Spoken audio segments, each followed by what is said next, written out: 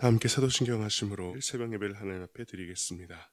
전능하사 천지를 만드신 하나님 아버지를 내가 믿사오며 그 외아들 우리 주 예수 그리스도를 믿사오니 이는 성령으로 잉태하사 동정녀 마리아에게 나시고 본디오 빌라도에게 고난을 받으사 십자가에 못 박혀 죽으시고 장사한 지 사흘 만에 죽은 자 가운데서 다시 살아나시며 하늘에 오르사 전능하신 하나님 우편에 앉아 계시다가 저리로서 산자와 죽은 자를 심판하러 오시리라. 성령을 믿사오며 거룩한 공회와 성도가 서로 교통하는 것과 죄를 사하여 주시는 것과 몸이 다시 사는 것과 영원히 사는 것을 믿사옵나이다. 아멘. 새 찬송가 90장, 통일 찬송가 98장입니다. 주 예수 내가 알기 전. 새 찬송가 90장, 통일 찬송가 98장 함께 찬양하겠습니다. 주 예수 내가 알기 전 날 먼저 사랑했네. 그 크신 사랑 나타나 내 영혼 거듭났네. 주 내 맘에 늘 계시고 나 주의 안에 있어 저 포도 비유 같으니 참 좋은 나의 친구. 내 친구 되신 예수님 날 구원하시려고 그 귀한 몸을 버리사 내 죄를 대속했네. 나 주님을 늘 믿으며 그 손을 의지하고 내 몸과 마음을 바쳐서 끝까지 충성하리.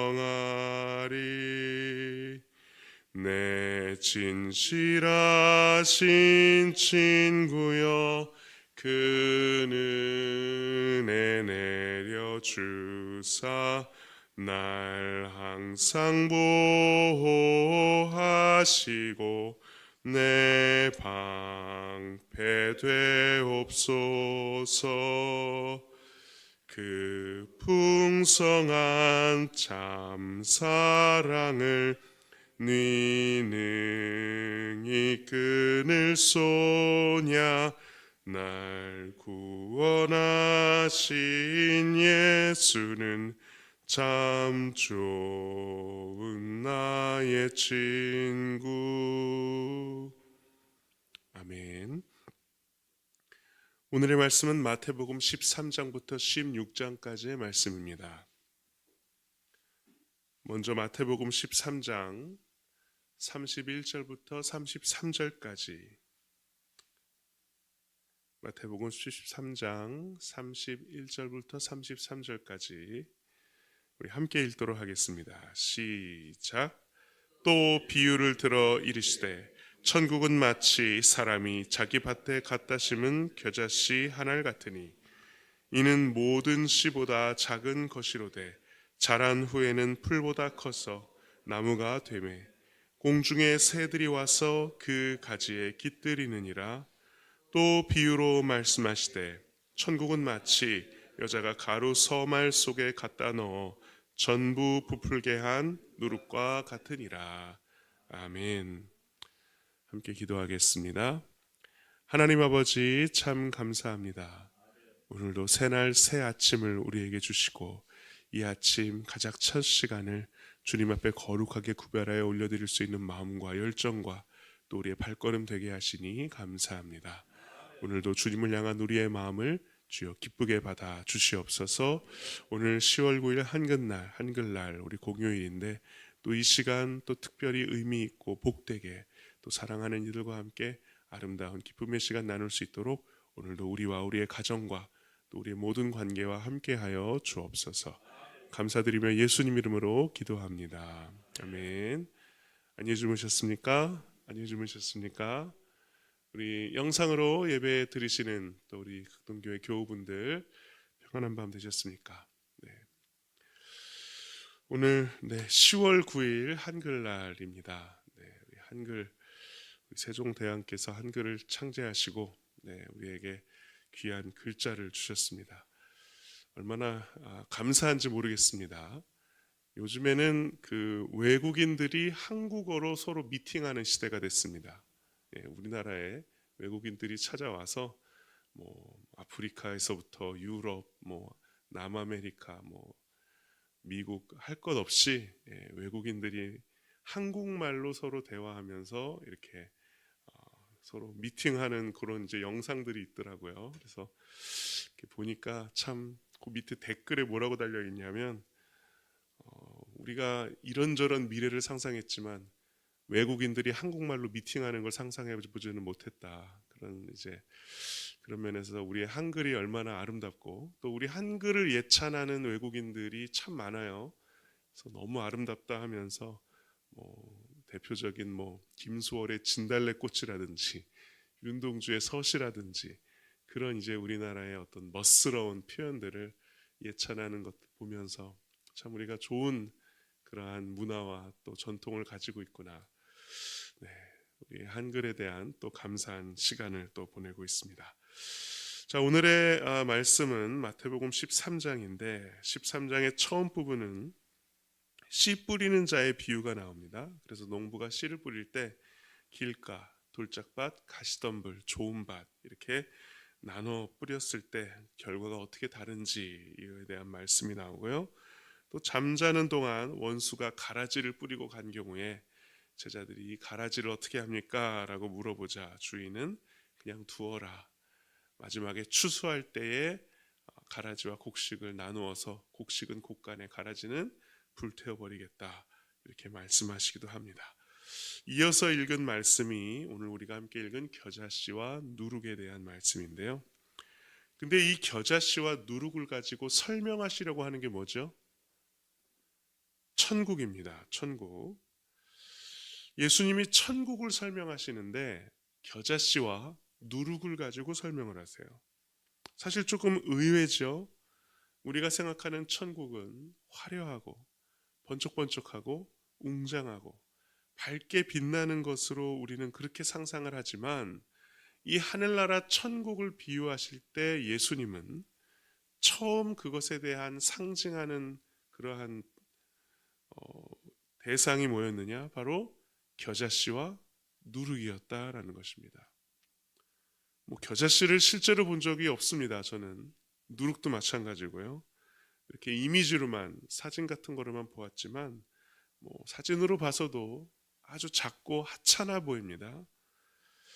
근데 예수님은 그 겨자씨와 누룩을 통해서 무엇을 보라 하시냐면 하늘나라를 보라고 하시는 거예요. 여러분, 이 작은 씨앗을 통해서 하늘나라를 본 적 있으십니까?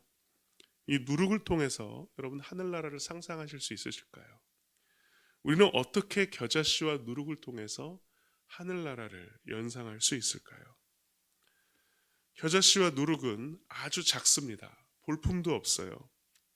그런데 이 겨자씨를 밭에 심고 누룩을 반죽한 그러한 가루 섬 아래 넣으면 이 겨자씨는 나중에 자라서 나무가 되고요. 이 반죽이 부풀어 올라 이 누룩을 넣은 곳에는 빵이 되게 됩니다. 먹을 것이 되게 되죠. 그럼 이 겨자씨와 누룩 안에는 무엇이 있다는 말일까요? 바로 생명이 있다라는 말입니다. 생명. 씨가 가지고 있는 것은 무엇인가요? 다른 것이 아니라 바로 생명이죠. 누룩이라고 하는 효모가 가지고 있는 것 또한 생명과 번식력입니다. 결국 천국, 하늘나라의 본질을 예수님이 설명하실 때 무엇을 설명하시려고 했냐면 바로 하늘나라가 가지고 있는 이 생명, 생명력을 이야기하고 계신 것이죠. 생명이 자라고 성장하고 번식하고 또 다른 생명이 되도록 퍼뜨리는 것, 이 생명의 원리, 이 생명의 메커니즘이 바로 천국이다, 하늘나라다라고 말씀하시는 것입니다. 겨자씨와 누룩을 통해 우리가 명심해야 할 것은 규모의 문제가 아니라는 거예요. 겨자씨와 누룩은 규모를 따지면 정말 일천합니다. 문제는 그 안에 생명력이 있느냐라는 것이에요. 저는 우리 교회가 큰 규모를 지향하는 교회가 아니라 늘 생명력이 넘치는 교회가 되기를 소망합니다. 생명력이 넘치면 그 이후의 규모는 그 이후에 그냥 따라오는 결과일 뿐이에요. 중요한 것은 생명력의 있고 없음이지 크고 작음에 중요한 것이 있지 않다라는 것입니다. 작더라도 생명력이 있으면 그 생명력은 반드시 주변에 퍼뜨려지게 되어 있습니다.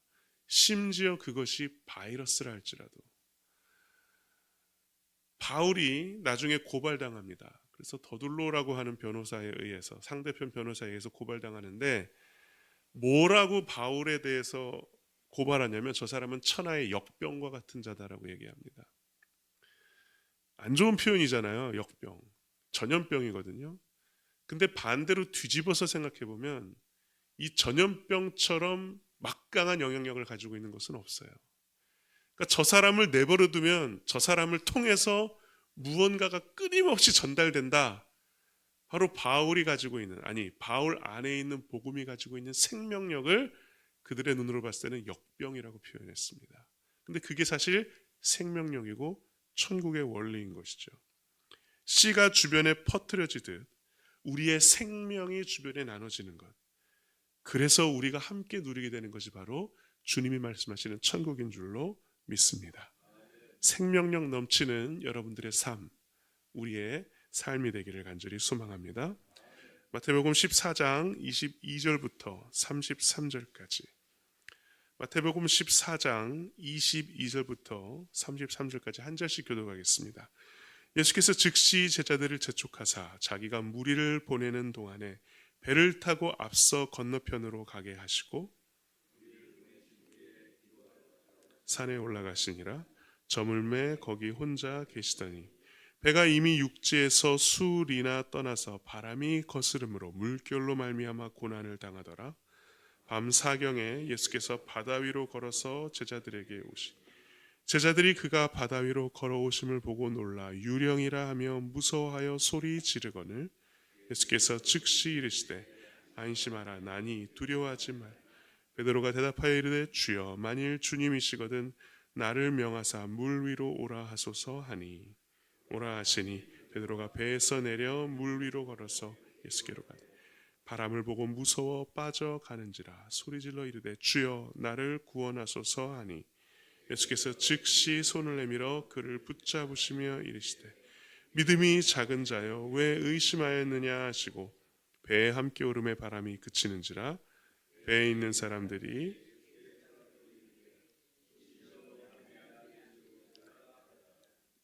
아멘.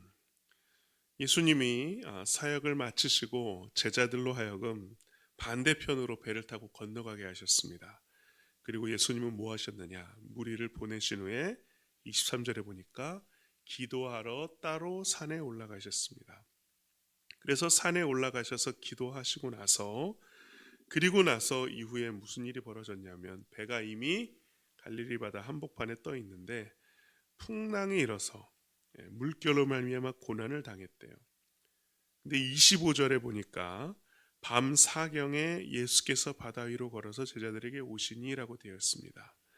밤 사경, 옛날 로마 군대는 저녁 6시부터 새벽 6시까지 총 12시간이잖아요. 이 12시간을 4등분했다고 합니다.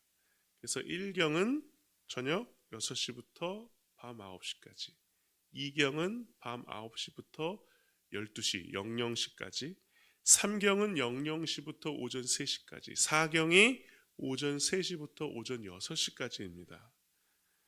근데 지금 이때가 밤 4경이라고 하는 것은 제자들이 저녁 6시부터 새벽 3시까지 건너갔다는 거예요? 못 건너갔다는 거예요?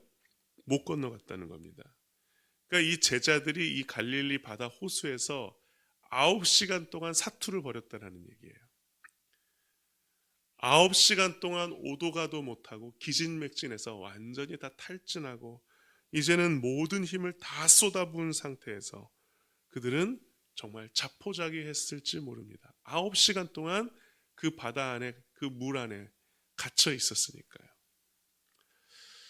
우리가 우리의 힘으로 뭔가를 해보려 할 때, 우리의 어떤 힘과 의지가 너무 충천할 때 오히려 주님을 찾지 못할 때가 있습니다. 내 힘, 내 흥분, 내 열정에 겨워서 하나님 예수님의 손길을 우리가 찾지 못하고 느끼지 못할 때가 있어요. 내 모든 것을 다 내려놓을 때 우리는 주님밖에 없습니다. 나는 아무것도 할 수 없습니다. 그때 주님이 다가와 주시는 줄로 믿습니다. 아마 삼경까지 새벽 3시까지 제자들은 본인들의 힘으로 어찌해 보려 했을 거예요. 왜? 본인들이 전문가니까. 그들은 그 갈릴리 바다가 자기의 터전이었습니다. 거기서 생업을 유지했어요. 그 물길을, 그 상황을 또 언제 폭풍우가 오고 어떻게 배를 다뤄야 하는지 제자들은 전문가였습니다. 그러니까 누구에게 의지할 필요가 없었죠. 근데 9시간 동안 사투를 벌이고 아마 그들은 우린 이제 죽었구나. 우린 이제 어떡하나. 라고 되뇌일 때쯤 예수님이 물 위를 걸어서라도 우리를 찾아와 주실 줄로 믿습니다. 곤란 속에 절규하고 외칠 때 주님이 우리의 신음, 우리의 절규를 들으시고 찾아와 주시는 것이죠. 그때 베드로가 본 것은 무엇입니까? 바로 물길을 걸어서 다가와 주시는 예수님이셨습니다. 전혀 생각하지도 못했어요. 전혀 상상할 수도 없습니다. 우리가 예측할 수 없는 방법으로 하나님은, 예수님은 우리에게 도움의 손길을 내밀어 주신다라는 거예요. 그래서 우리는 고백할 수밖에 없죠. 이것은 하나님이 하신 것입니다. 예수님이 하신 것입니다. 라고밖에 얘기할 수 없습니다. 근데 그 순간에도 우리의 마음에 찾아오는 것은 무엇이냐? 30절 말씀 같이 읽어볼까요? 30절 말씀 같이 읽겠습니다. 바람을 보고 무서워 빠져가는지라 소리질러 이르되 주여 나를 구원하소서 하니. 베드로가 예수님을 보고 너무 반가웠는데 주님, 정말 주님이시면 나에게 명하여 물길을 걸어오라 말씀하십시오. 그래, 나에게 가까이 오라. 베드로가 배에서 내려서 물길을 걷기 시작했습니다. 흥분하고 정말 떨림이 멈추지 않았습니다. 근데 그때 베드로의 눈에 베드로를 사로잡았던 것은 무엇이냐? 바로 바람이었습니다. 곤란함이었고 문제였습니다. 그 상황 안에 다시금 마음을 빼앗겨 버리자 그는 비명을 지르며 물에 빠져가기 시작했습니다. 그걸 표현한 명화가 있죠. 극동교의 1층과 지하 1층 사이에 있습니다. 그 그림 보셨죠? 내려갈 때마다 예수님이 우리에게 손을 내밀어 주시고 믿음이 부족하여 물속에 빠져가는 우리들, 그것을 우리 김용성 화백께서 베드로의 시선으로 그려주신 그 그림. 주님께서 말씀하십니다. 우리 31절 말씀 같이 읽겠습니다. 예수께서 즉시 손을 내밀어 그를 붙잡으시며 이르시되 믿음이 작은 자여 왜 의심하였느냐 하시고. 우리의 마음 가운데 우리가 예수님을 믿고자 하지만 언제 어느 순간 의심이 또 우리를 틈탈지 모릅니다. 잠깐 예수님에게서 우리의 시선을 떼고 우리의 문제에 빠지는 순간 그때 우리의 마음에 훅 하고 들어오는 것이 바로 의심이라는 거예요. 잠깐 동안 의심할 때 그때 예수님 찾아야 됩니다. 너무 깊게 빠져들어가기 전에 주님 나를 구원하소서. 그러니까 예수님이 뭐라고 하셨습니까? 31절에 예수께서 즉시 손을 내밀어 그를 붙잡으시며 이르시되 믿음이 작은 자여 왜 의심하였느냐. 여러분들의 시선, 문제와 상황에 빼앗기지 마시고 오직 주님을 향하여 계시기를 간절히 축원합니다. 문제 한복판에서 주님께 시선을 고정할 수 있는 우리 모두가 되기를 소망합니다. 마지막으로 마태복음 15장 16절에서 20절, 마태복음 15장 16절에서 20절 한 절씩 교독하겠습니다. 제가 먼저 읽겠습니다. 예수께서 이르시되 너희도 아직까지 깨달음이 없느냐? 입으로 들어가는 모든 것은 배로 들어가서 뒤로 내버려지는 줄 알지 못하느냐? 입에서 나오는 것들은 마음에서 나오나니 이것이야말로 사람을 더럽게 하느니라. 나오는 것은 악한 생각과 살인과 간음과 음란과 도둑질과 거짓 증언과 비방이니. 함께 읽겠습니다. 이런 것들이 사람을 더럽게 하는 것이요 씻지 않은 손으로 먹는 것은 사람을 더럽게 하지 못하느니라. 아멘. 바리새인과 서기관들이 예수님의 제자들을 비난했습니다. 왜냐하면 손을 씻지 않고 떡을 먹었어요. 그래서 그것은 위생상으로도 더럽지만 정결 예법에도 어긋난 것이라서 그것을 지적하자 예수님이 오히려 너희들의 위선이 더 심각하다라고 얘기하시면서 입으로 들어오는 것이 사람을 더럽히는 것이 아니라 입에서 나오는 것이 사람을 더럽힌다라고 말씀하셨대요. 그런 말 들어보신 적 있나요? 땅에 떨어진 거 5초 안에 주워 먹으면 괜찮다. 근데 그게 저도 이렇게 우스갯소리인 줄 알았는데 5초 안에 집어먹으면 된대요. 박테리아가 이동할 시간이 없대요. 5초 안에 먹으면. 그렇다고 그렇게 하지는 마시고요. 입으로 들어가는 것은 뭐죠? 음식입니다. 그렇죠? 근데 내 입에서 나오는 건 뭐라고요? 죄가 나온다는 것입니다. 밖에서 안으로 들어오는 것은 음식물 영양소이죠. 그리고 때로는 그것이 좀 안 좋다 하더라도 이걸 다 녹여버릴 수 있도록 우리의 위에서 아주 강한 산성의 작용이 나오게 하나님이 창조해 주셨어요. 그래서 웬만한 걸 다 소화를 합니다. 여러분 가전제품 70년 이상 써보신 거 있으세요? 자동차 70년 이상 굴러가는 자동차 보신 적 있습니까? 네, 우리의 몸은 70년 이상 굴러가죠. 저는 그게 참 탁월한 것 같아요. 인간이 만든 건 가전제품 기껏해야 많이 써봤자 20, 30년이잖아요.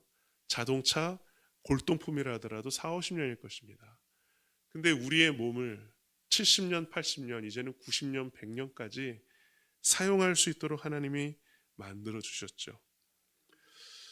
그만큼 우리의 어떤 생명의 이 시스템을 주님이 그렇게 만들어 주셨는데 밖에서 안으로 들어오는 음식물은 다 거르고 소화하고 안 좋은 것은 배출할 수 있도록 만들어 주셨어요.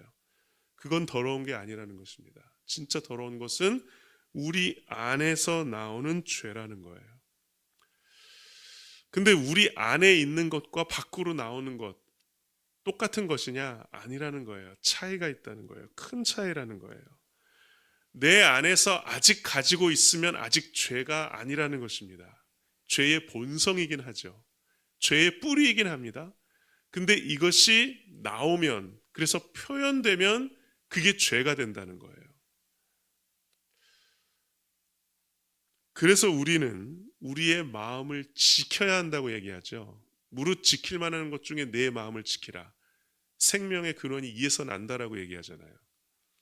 저는 이 말씀을 묵상하면서 우리는 마음을 지킬 때 외부에서 내부로 공격하는 것을 우리 지킨다고 생각하죠. 적이 외부에서 안쪽으로 침입하잖아요. 근데 도리어 믿음의 사람들은요, 내 안에 있는 것들이 밖으로 뛰쳐나가지 못하게 반대편에서 지켜야 된다라는 말씀을 우리에게 주시는 게 아닌가 싶어요. 내 마음에는 죄의 본성이 있습니다. 죄 짓고자 하는 내 자아와 욕망이 있어요. 근데 이것이 그냥 절제되지 않고 표출되고 드러나면 그게 모두를 더럽게 한다는 거예요. 나 자신뿐만 아니라.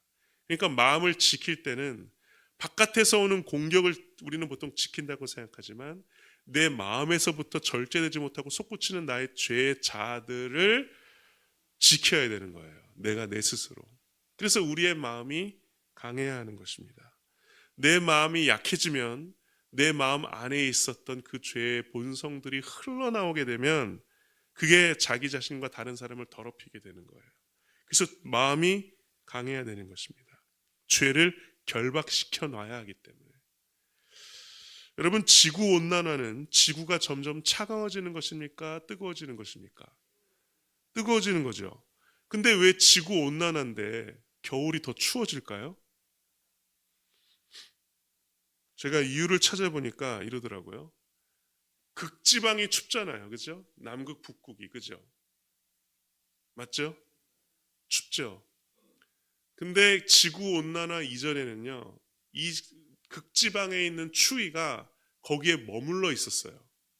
왜냐하면 그 극지방 바로 밑에 띠가 있는데 그 띠가 제트기류라고 하는 띠래요. 그래서 이 제트기류가 여기를 막 돌면서 위에 있는 차가운 공기가 내려오지 못하도록 막고 있었어요. 근데 지구온난화가 되면서 이 제트기류가 파괴됐습니다. 그래서 이 제트기류, 이 띠가 자기 역할을 하지 못하니까 극지방에 있는 찬 공기가 중위도로 내려오는 거예요. 그래서 겨울이 더 추워지는 것입니다. 그래서 지구온난화인데 겨울이 더 추워져요.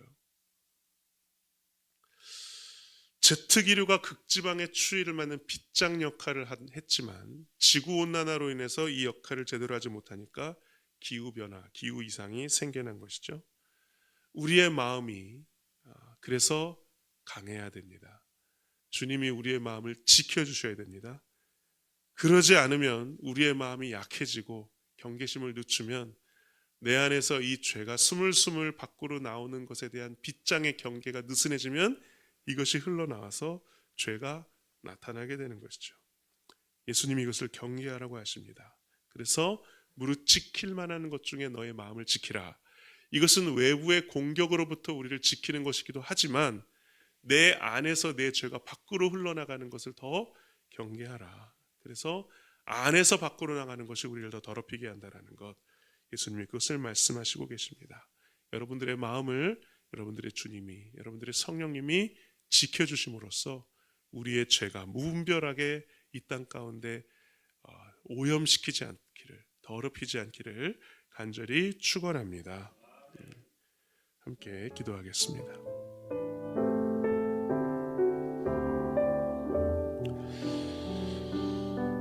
우리 함께 기도하겠습니다. 주님, 우리의 마음 주님께서 지켜주옵소서. 내 안에 있는 자아, 내 안에 있는 욕망, 또 거짓된 것, 또 죄된 속성, 죄의 본성들, 우리의 마음 안에 있을 때는 그것이 죄로 아직 드러나지 않았지만 나도 모르게 그것이 표출될 때 죄가 되는 것을 보면서 우리 안에서 밖으로 나가는 것이 우리를 정작 더럽게 한다는 주님의 말씀을 우리의 마음에 새깁니다.